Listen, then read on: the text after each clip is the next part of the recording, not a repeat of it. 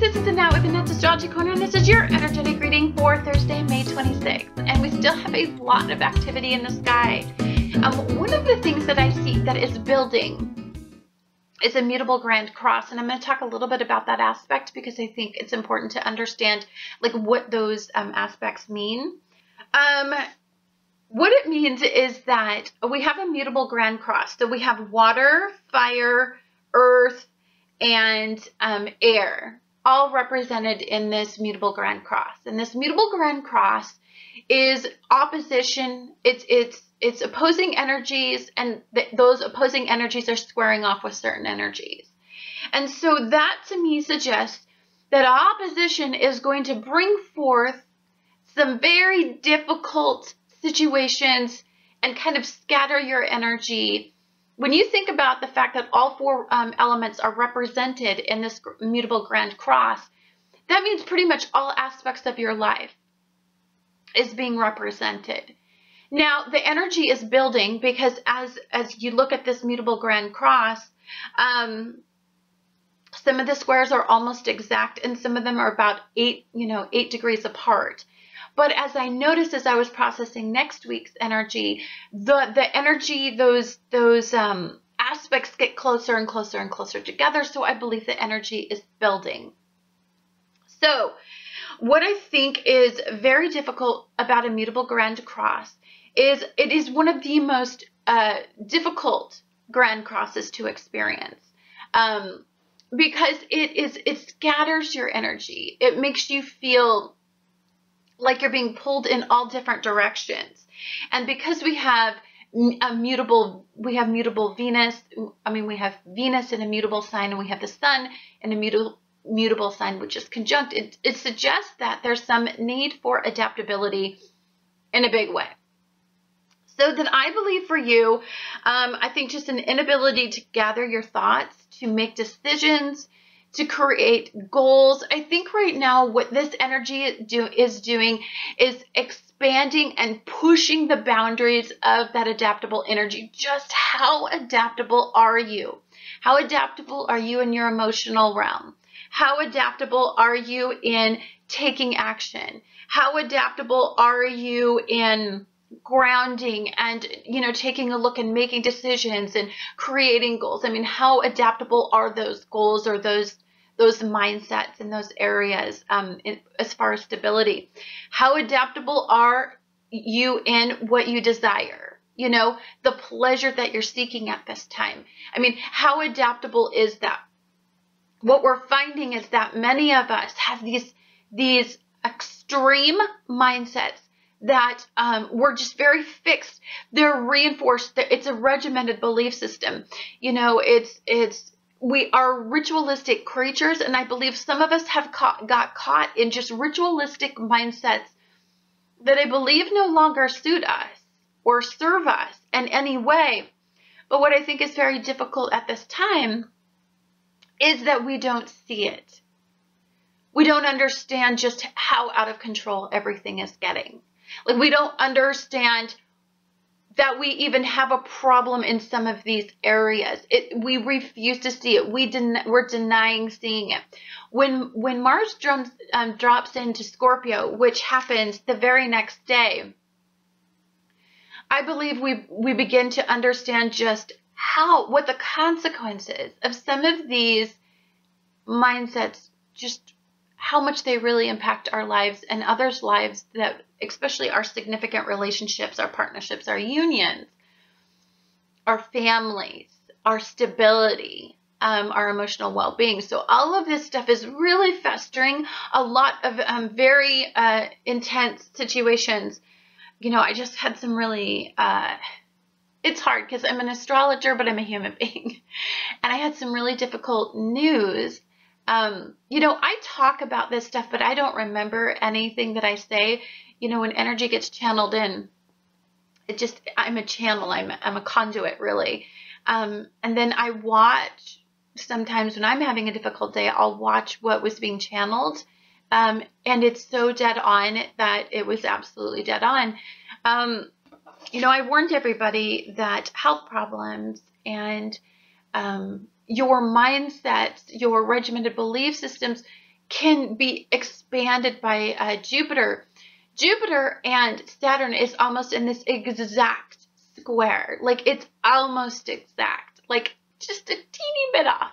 And so Jupiter is a malefic planet if you are not in control of something in your life. If you are, if it's almost like, you know, I put on my Facebook, you know, if you are praying for strength, you know, God will give you situations to help you raise your courage and raise the strength in your life. You know, if you're trying to correct your life in any way, and you can tell that I'm super distracted because the news was very disturbing. It was very, very disturbing. A very close family member of mine is having a very difficult time with addiction. I talk about it all the time. I said Jupiter could easily expand that because I believe that addiction is a mental illness as well as a physical chemical dependency. And I believe that many people are seeing that exponentially go out of control.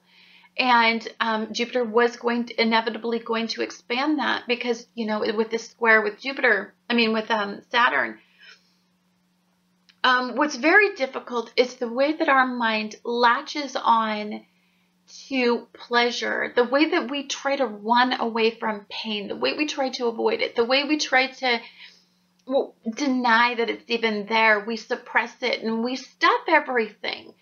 And as human beings, that's what we're told to do. Like, you know, I have to go to work. I have to do my channel. I have to function hearing something that I feel just completely sideswiped me. And it was very, very hard to hear. And I got to act like it didn't even happen. And I got to stuff and stuff and stuff and stuff and stuff. Inevitably, that stuffing leads to something else. Like, if we don't have a conduit, if we don't have a vent, if we don't process, if we don't take time, if we don't heal from the news that we hear, then inevitably what happens is it comes out in very strange ways. Now, for some of us, this could come out that we eat, or some of it could come out that we, just start whoring around, or some of us, it could come out that we drink or do drugs, but we do everything to make sure that we don't respond. Because when we respond to something, we have to process a painful realization.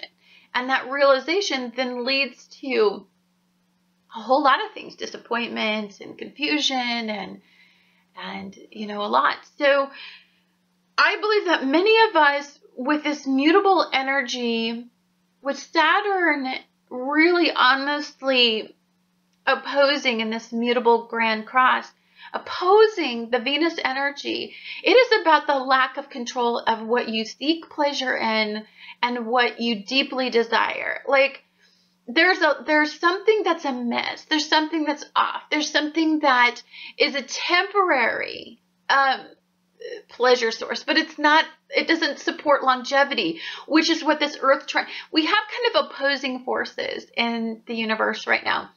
The universe is trying to ground your choices and give you stability and longevity and, to reward you. At the same time that it's making everything spiral out of control that needs to have some sort of control in it. And a lot of this, like my world, I don't do things very excessive. I maybe, crave sugar and eat sugar, but I easily reel it in. I don't have an excessive personality, but I attract, because of my upbringing, my automated programming, I just attract people that are very, very excessive creatures because, I grew up with it. It's all I know. And so many of us are facing these automated responses to life. It's like, well, it may not be you, but it may be your world impacting you in these ways, causing this mutable Grand Cross in your life. So I think what's important is what this mutable Grand Cross is trying to teach you is that if you pull yourself in an extreme in every area long enough, you're going to desire to have an Earth trine. You're going to desire to get some control. You're going to desire for life to be simpler, easier. You're going to simplify what you want and value. You're going to simplify, you're going to want some ease and energy. You don't want this extreme. Now, for some of us that live in extreme environments, we sometimes have to have that blow up in our face for us to realize just how out of control everything has actually gotten. And it seems obvious to the people that are not caught in that type of an extreme mindset. Like for me, it seems obvious, just don't do it. But I've also went through tons and tons of, I went to Al-Anon, I went to AA meetings, trying to understand addiction. I've read countless books. I even processed an AA book, like I went through and did some of the steps. I went through an Al-Anon book. And, I'm not an alcoholic. I'm not a drug addict. I'm not addicted, but I believe that all of us have a very, very addictive tendencies, mindsets, ritualistic things that we do that I believe are unhealthy. And I believe that there's not a person out there that can say that they're 100% healthy mentally and physically. That there's not some sort of ritual or routine or a mindset that needs to be tweaked. So we can judge people who are having these spirals, and we can say, well, why do you do that? But you know what? People who live in glass houses shouldn't cast stones. That's my favorite statement. I can't say, as I judge a situation and I look at it and I look at the extreme of it and the consequence. Yes, rationally I can judge it, but I don't have the right to pretend like I understand where their world is at. I don't get that right. Having said that, this time impacts you. There's a consequence. That it's a ripple effect of every decision you make, of everything you do. If you think that you are a person living in this world and it doesn't affect anybody what you do, if you are even alone, if you live your life alone, you don't put people in your life because, that's the way that you're choosing your life. You go to work, you interact, even if you walk through your day and you just don't smile at people who smile at you, you impact them. So this world is a united sense of consciousness, as well as you are becoming conscious of what you're unconscious about, what drives you, what's manifesting, what's the root of all of these problems, or what's the root of where these psychological disturbances are, or what's at the root of the way that we automatically react to everything, what generates our automatic programming. There's a root cause. We're getting down to the roots. Earth energy is roots. It's the ground that you plant your tree on and that tree grows in. What's the root soil? What's your root problem? I think it's super important. Even if you're not having the problem, what is the root cause of that person's problem that's impacting your life? All of us have to consider these things, and that's where I think Neptune can come in. And at the base of this beautiful, harmonious grand trine that we have Neptune. If you're really in a positive energy, it's really flooding you with compassion, and it's really flooding you with love. So yes, there's a difference between being, a person who loves somebody but not a codependent, or, somebody who is, an enabler. So we're drawing boundaries. I think right now is a very strange time. We're either drawing boundaries in our life, or we're having realizations in our lives, or we're looking at our automated programming.